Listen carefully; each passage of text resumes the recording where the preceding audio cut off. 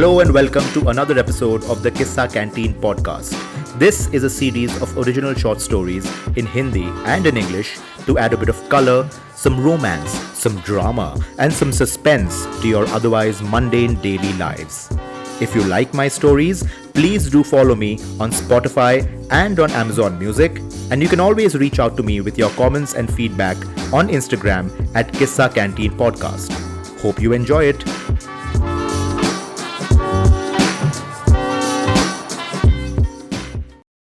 Episode 2: Dreaming in the Dark. The Department of Electric Supply had warned of something exactly like this happening. With a violent crack of lightning, the entire neighborhood had suddenly been plunged into pitch darkness, and Rahul found himself soaking wet, waddling through knee-deep water. That moment, when all the lights and television sets went off in the neighborhood, was commemorated by hoots and loud cheers from the people who were trapped inside their homes by one of the worst spells of rain that Bombay had seen in the last few years.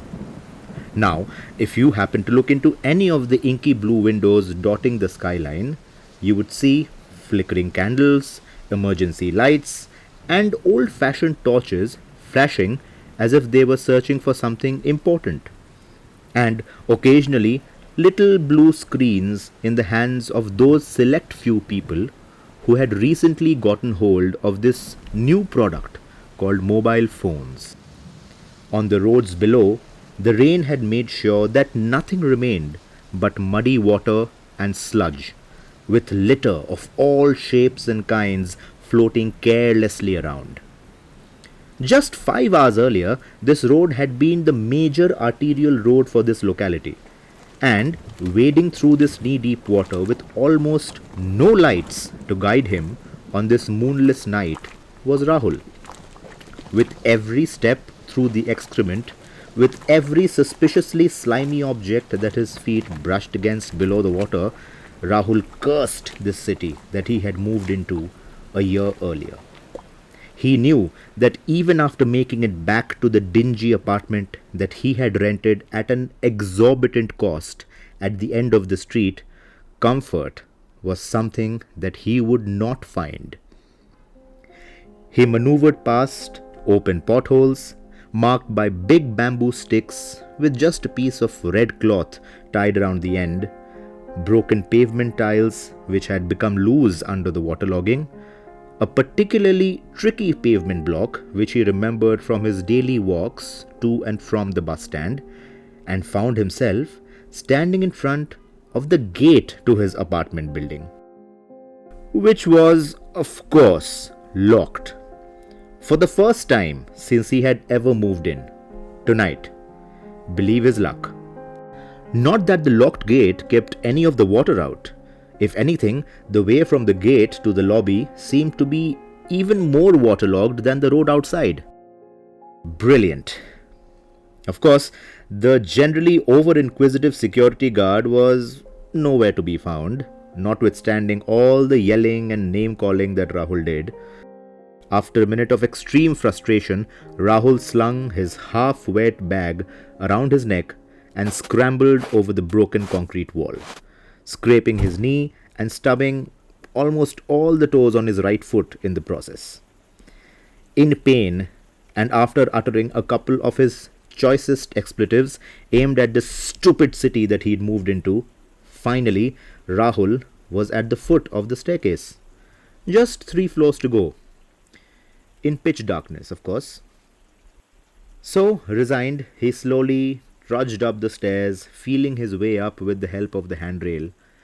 Rahul thought of the half-empty apartment waiting for him upstairs and the prospect of sleeping on an empty stomach and an unmade bed. There would be no hot tea, no deep-fried snacks with chutney to warm him up, no mother fussing over his disheveled state. Each step he climbed seemed to take him further away from the image of his father and his silent concern on nights like this, laughing off his mother's worries while secretly putting some water to boil so that Rahul could have a warm bath. He could have been slightly less ambitious and worked at a mid-level job back home in Bhopal, but no, he had to choose misery for himself. A couple of flights up the stairs, he passed a locked green door. He'd almost walked past it when he stopped and remembered that the young couple who lived there were out of town, and they had given him a spare key to their apartment. He'd been to their home a couple of times earlier and remembered that it was one of the most spectacularly stocked homes that he had ever seen. Surely they would have good tea powder, dairy whitener, and thin arrowroot biscuits. Almost certainly there would be fresh towels and some instant noodles. And with these borderline illegal thoughts, their large, comfortable couch started calling to him from beyond the door. It would be the perfect place to take a nap after this long, hard, disgusting day. And all that Rahul needed to do was find the spare key hanging at the back of his own door upstairs in his apartment. But no, surely he couldn't do something like that. I mean, it was illegal, right? The Aroras had trusted him with their key and he couldn't just use their apartment. But then, how would they ever know? Rahul deserved some creature comforts. God knows he needed some, especially tonight. And so, the next flight of stairs somehow seemed to be less of an effort to him. Finding his door key at the base of his squelchy shoulder bag, underneath wet papers and a variety of other items, seemed somehow less disgusting to him. Opening his own door, he quickly dropped his bag on the floor, gathered a set of clean pajamas, tiptoed out, and then locked his door behind him. The next step would have to be dealt with very carefully and deftly. On his way up, he had already run into the ever-nosy Chauhan uncle, who seemed to be traipsing up and down the stairs, keeping his eyes peeled and ears open, for only he knew what. A couple of the other neighbors, suffocating inside their homes, had kept their front doors ajar, tempting the odd cool draft inside. But it was a dead, still, moist night, and there was no draft to be found anywhere. Rahul had spent 4 years in an all-boys engineering college up north. He'd had 3 years of practice in sneaking into his hostel room after curfew hours with cigarette and spiked weed, sneaking out before daybreak to grab an early morning tea after a night of heavy drinking and cheap rum. He'd often been compared by his classmates with a burglar. His skills were a stuff of legend in his old college. It was time to put those dormant skills to use again. He shuffled downstairs. The old Parsi lady who lived with her abusive son had her door ajar and was sitting with her back to it, reading something against the faint light of a single candle. Another family had placed a cot outside the long corridor banisters and were clearly planning on settling down on that cot before too long. Rahul glided past both of them. Luckily, he did not meet Chauhan uncle or that irritating and loud cat who lived uninvited in the staircase. Things seemed to be going his way at the moment. Finally, he found himself in front of the green door. He had the next steps very clear in his head. 1. Unlock the door. 2. Rush inside and avoid the large TV cabinet with the sharp corner on the right-hand side. This he recollected from memory. 3. Lock the door behind him. Luckily, the Aroras hadn't left a hanging lock on the door, opting instead for the new Godrej kind. He waited, silently. A stormy night without the unceasing background noise of ordinary Bombay life, without the calls of people and the horns of cars, can be a very silent night indeed. A flash of lightning, a clap of thunder, and he was in. Every step of his plan executed to perfection. And inside, there was pitch darkness. Where could they have kept the candles? Was it a good idea to light the candles at all? Would lighting a candle risk exposure to the neighbors? He let his eyes adjust themselves to the darkness. In the dull light of a hazy and now fiercely stormy night, he entered the common bathroom, stripped, and stood exhausted under the cold shower. He felt much of the filth in his feet and his body falling away. He then found dry towels hanging on hooks behind the door and felt a strange, unfamiliar feeling. Comfort. He was clean, he was dry, and the next thing, food. But that could wait, couldn't it? He saw the dull outline of the couch in the center of the room and it was so inviting. Rahul plugged in his phone for charging, hoping that whenever the electricity came back up, his phone would be ready. Then he walked back to the couch, dropped his exhausted self into it, and heaved a deep sigh of relief.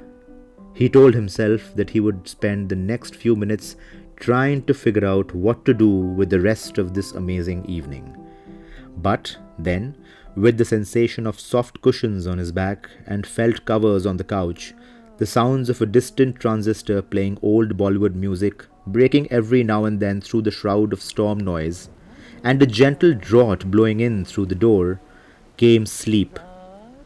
The kind of sleep that feels almost like a drug, impossible to fight.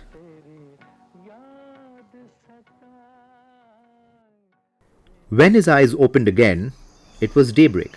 The skies were overcast, but the storm had passed. Inside some of the apartments, television sets were stirring up with the morning news.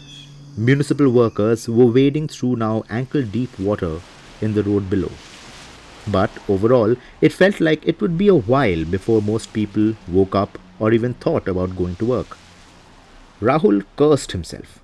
How could he have let such a golden opportunity go? He thought of all the things that he could have done, all the luxury that he could have treated himself to for one night.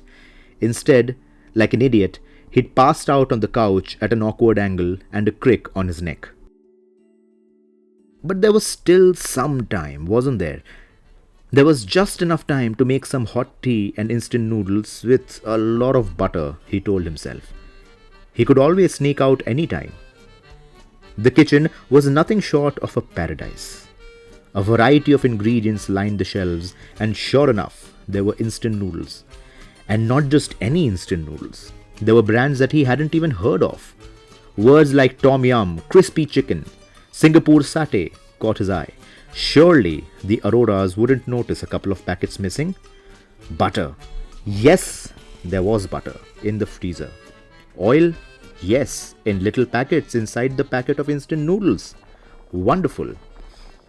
And maybe if he was lucky enough, there would be eggs in the fridge. Yes, there were eggs in the fridge. Ah, what a hearty meal Rahul had. Even back home, he'd have to be very lucky if there were eggs for breakfast. The TV was working too, and with a bit of common sense in turning the volume all the way down, he watched the highlights of the match from the previous evening. The morning became day. Rahul sighed and started cleaning up. An almost heartbreaking and slightly disgusting exercise after all the luxury that he had experienced. He didn't worry about the wet towels hanging inside the bathroom or the wet sink and the dripping, newly cleaned dishes. It would be another couple of days before the Auroras returned. As Rahul was sneaking out of apartment 302 with the green door, he thought that he might do this all over again tonight. After all, why not? How would anyone know? Due to extensive waterlogging in and around all low-lying areas of Bombay, trains and bus services have been halted, read the news anchor on Rahul's transistor that morning inside his dingy flat. He thought he'd take a nap and try the Aurora's apartment after nightfall. That was today's plan. Easy. Rahul was suddenly jolted awake by a loud knock on the door. It was late evening. He had slept through the day. The sun was just setting. Oh, it must be the help, he thought. She had been absent for a full 2 days without warning, even before the deluge last evening. Building up the frustration inside him, forming the right words to say to her the moment they were face to face, Rahul flung open the door and found himself looking at Mr. Arora. His eyes went from narrow and frustrated to wide and shocked. The Aroras had returned early. Mr. Arora's eyes were inscrutable. They were searching, probing, and then they seemed to find some kind of satisfaction. He held out his hand towards Rahul and said, in quite an even tone, "You forgot your phone's charger inside." This episode was written, recorded, and presented entirely by me, Anandroop Datta, with original artwork by Ritika Das. For any queries, reach out to me on Instagram at Kissa Canteen Podcast. Thank you and see you next time.